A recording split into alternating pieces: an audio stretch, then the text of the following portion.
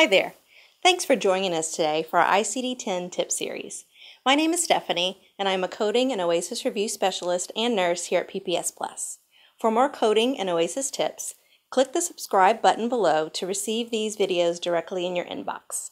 Today we are going to discuss fractures in ICD-10. In ICD-9, to code a fracture in home health, an aftercare code was used and the acute fracture was coded in M1024 for possible payment. This is not the case in ICD-10.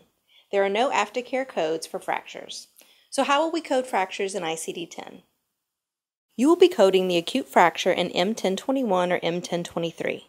These codes will be 7 characters in length and tell us the type of fracture, open or closed, specific anatomical site, whether the fracture is displaced or not, laterality, and healing status, routine, non-union, etc. Let's take a look at our 7th character options.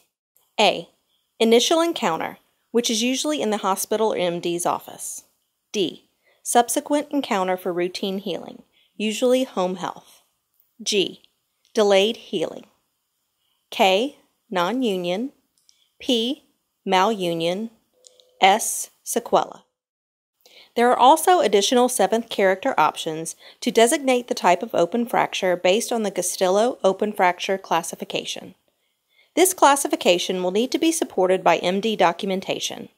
It is also important to note that you should only use a complication code when you have a specific documentation from the MD of that complication. Along with the above information, you will need information on whether the left or right side is affected, if the fracture is displaced or non-displaced, and if it is open or closed. In the absence of documentation, you may assume that a fracture is closed and that it is displaced. It is also important to make sure you are referencing the correct section in the alphabetical index.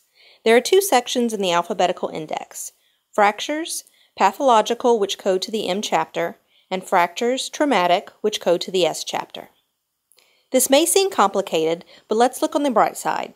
This change will streamline fractures into one code, and you won't ever have to worry about using M1025 again. Thanks for watching. You can master coding by checking out the rest of the tips in this ICD-10 tip series. Subscribe to our YouTube channel to have these tips delivered right to your inbox.